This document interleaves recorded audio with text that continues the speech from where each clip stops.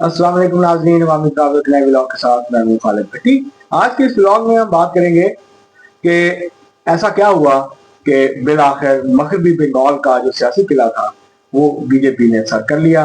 2011 से बीजेपी कोशिश कर रही थी कि वो इस अहम सियासी किले को फतह कर सके, मगर कामयाब नहीं हो सकी थी।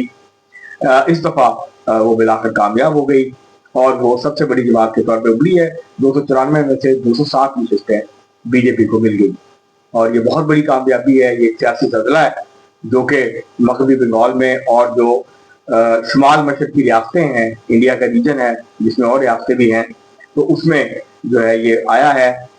और ये कामयाबी कितनी बड़ी है इसके ऊपर भी बात करेंगे।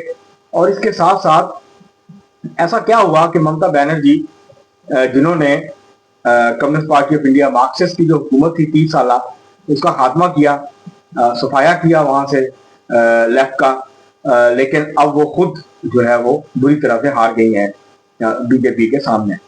तो वो उन वजूहात का जायजा लेंगे और ये जानने की कोशिश करेंगे कि ऐसा क्या हुआ कि बिल आखिर मगरबी बंगाल जो है वो बीजेपी की झोली में आ गया है। इस सारे मामले के ऊपर आज के इस ब्लॉग में हम बात करेंगे। इससे पहले कि हम आगे बढ़े, आपको तफसीलात फराहम करें, आपसे गुजारिश है कि अगर आपने हमारा चैनल वामिद रावर अभी तक सब्सक्राइब नहीं किया उसको सब्सक्राइब कर लें। आपको ब्लॉग पसंद है उसको शेयर करें, लाइक करें और महजब अंदाज से अपनी राय का इजहार करें। बेल आइकन जरूर दबा दें, कली जरूर खिड़का दें। अब हम बढ़ते हैं अपने आज के मौजूद की तरफ। मगरबी बंगाल में बीजेपी की जो फतह है, ये बीजेपी की गुज़िश्ता चंद सालों में उसको जो बड़ी सियासी कामयाबियां मिली हैं उसमें से एक बड़ी सियासी कामयाबी है। 2011 में या उससे पहले बीजेपी का कोई वजूद नहीं था मगरबी बंगाल में। 2011 के जब असेंबली इलेक्शन हुए तो बीजेपी को एक भी सीट नहीं मिली। उसके बाद 2016 के जो इंतखाबात थे उसमें बीजेपी को 3 नशिस्तें मिली और ये इस तरह से बीजेपी ने 2016 में मगरबी बंगाल जो कि अहम रियासत है, वहां 40 के करीब जो हैं वो नशिस्तें हैं, 40 से शायद ज्यादा ही हो, लोकसभा की नशिस्तें हैं और अहम रियासत समझी जाती है और ये गेटवे भी है नॉर्थ ईस्ट इंडिया का। तो वहां पर खाता खोला 2016 में बीजेपी ने। 2021 के असेंबली इलेक्शंस में बीजेपी को 77 नशिस्तें मिली और बीजेपी का ये कहना था उस वक्त कि हम जीत जाएंगे। वो जीत नहीं सके लेकिन वो 77 नशिस्तें लेने में कामयाब हुए और ये करीब करीब इतनी ही नशिस्तें हैं जितनी इस वक्त टीएमसी को यानी ममता बनर्जी की जो है टर्मिनल जो कांग्रेस है उसको मिली है। उसके बाद बीजेपी ने फोकस किया मगरबी बंगाल को। 3 इश्यूज थे जिसको उन्होंने पूरी तरह एक्सप्लॉइट किया और उसके ऊपर मुसलसल कैंपेन की। और इलेक्शन कैंपेन जब शुरू हुई तो अमित शाह जो वीर दाखिला हैं और मेन स्ट्रेटजी बनाने वालों में से हैं, बीजेपी की इंतखाबी और सियासी हिकमत अमली को जो है बुनियादी तौर पर अमित शाह डील करते हैं। वो 1 महीना वहां बैठे रहे, 40 से ज्यादा रैलियां और जलसों से खिताब किया और सारी हिकमत अमली उन्होंने तय की कि हमने किसको टारगेट करना है, किसको टारगेट नहीं करना, मकामी सतह पे किन लोगों के साथ अलायंस करना है, किन लोगों को, और पूरा होमवर्क किया बीजेपी ने कि किन लोगों को पार्टी में लाना है, कौन कौन टूट के आ सकता है, वो सब कुछ बीजेपी ने किया। 3 इश्यूज को बुनियादी जो है वो उन्होंने इंतखाबी मुहिम का जो है वो अपना अहम इशू बनाया। एक जो डेवलपमेंट के इश्यूज हैं कलकत्ता के अंदर और वेस्ट बंगाल के अंदर, मसलन जो कलकत्ता मेट्रो है वो कई सालों से मुकम्मल नहीं हो सकी और उसको पूरी तरह एक्सप्लॉइट किया और पूरी तरह कैंपेन किया कि ये हुकूमतें जो है वो नाअहल हैं, ये हुकूमतें जो हैं इनमें अहलियत ही नहीं है कि ये डेवलपमेंट कर सकें, ये बड़े प्रोजेक्ट्स मुकम्मल कर सकें, आप हमें मौका दें। देखें जो है वो दिल्ली मेट्रो मुकम्मल हो गई, मुंबई हो गई, बाकी सब जगहों पे हो गई और लेकिन यहाँ नहीं हो सकी क्योंकि यहाँ बीजेपी की गवर्नमेंट नहीं है और मरकज ने कोशिश की लेकिन जो सूबाई हुकूमत है ममता बनर्जी की वो ये काम नहीं कर सकी है ऐसा तरीके से और ये मामला लटका हुआ है। तो अगर आपको डेवलपमेंट चाहिए वेस्ट बंगाल में तो आप बीजेपी को वोट दें, हम आपको डेवलपमेंट यहाँ पे मुहैया करेंगे, सड़कें बनाएंगे, पुल बनाएंगे, इंफ्रास्ट्रक्चर बनाएंगे। एक दूसरा उन्होंने जिस इशू को बहुत ज्यादा जिसके ऊपर उन्होंने बात की वो वहां पे डी इंडस्ट्रियलाइजेशन थी। कलकत्ता और वेस्ट बंगाल एक इंडस्ट्रियलाइज रियासत थी, इंडिया की सूबा था, मगर आहिस्ता आहिस्ता बदतदरीज वहां जो इंडस्ट्री थी वो कम होती गई और उसके नतीजे में जॉब्स की, जो सनती जॉब्स थी, उसके मौके भी कम होते गए। इसको भी एक बड़ा इशू बनाया बीजेपी ने, और बीजेपी ने ये कैंपेन की कि हम दोबारा से वेस्ट बंगाल को सनत वापस लाएंगे, हम यहाँ सनतकारी करेंगे, सनतें लगाएंगे, यहाँ इन्वेस्टमेंट लेके आएंगे, और उसके नतीजे में यहाँ बेरोजगारी जो है वो कम होगी, और नौजवानों के अंदर बेरोजगारी जो है वो काफी बड़ी सतह पे है, बड़े लेवल पे है। इंडिया का जो एवरेज है वो 28 से 30% है जो अनएम्प्लॉयमेंट, नौजवानों के अनएम्प्लॉयमेंट है, और कलकत्ता में ये शरह उससे ज्यादा है। और इसको भी उन्होंने, नौजवानों की बेरोजगारी को और जो डी इंडस्ट्रियलाइजेशन थी, इस इशू को भी बीजेपी ने भरपूर तरीके से इस्तेमाल किया, और उन्होंने इस पर कैंपेन की कि हम इंडस्ट्री को वापस लाएंगे। जैसे ट्रंप ने जो पिछला इलेक्शन था 2024 का अमेरिका में सदारती इलेक्शन, तो इस वादे पे जीता था कि हम अमेरिका को दोबारा से अजीम बनाएंगे, हम अमेरिका में जो मैन्युफैक्चरिंग है जो खत्म हो गई अमेरिका से, हम वो अमेरिका में वापस लेके आएंगे। इसी किस्म का वादा, इसी किस्म की कैंपेन जो है वो बीजेपी ने की।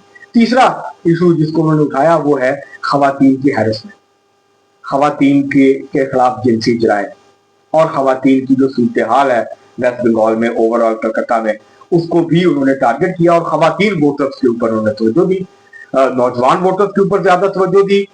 जो पुराने इंडस्ट्रियल सेंटर्स थे वहां पर जो लोग बेरोजगार हुए थे और उनके ऊपर तवज्जो दी उन इलाकों में, और उसके साथ साथ उन्होंने जो खवातीन वोटर्स हैं, खवातीन के इशूज हैं, उनको कहा हम आपको जॉब देंगे, आपको हम राशन देंगे, हम आपको जो है वो पैसे देंगे, हम आपको जो है वो डिफरेंट सहूलियात देंगे, और जैसे हमने यूपी में किया, उत्तर प्रदेश में किया।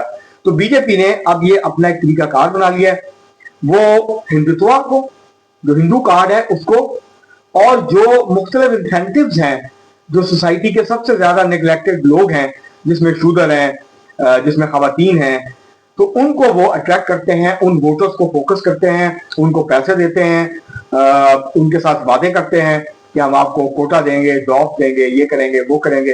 तो ये सब कुछ उन्होंने किया, और उसके नतीजे में खवातीन वोटर्स की बड़ी तादाद ने उनको वोट दिया।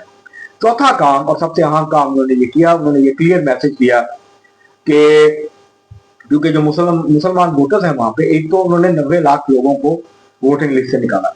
उनका दावा यह है इलेक्शन कमीशन का कि 40-45 लाख लोग तो वो थे जो मर चुके हुए थे, तो हमने उनके वोट नाम निकाल दिए।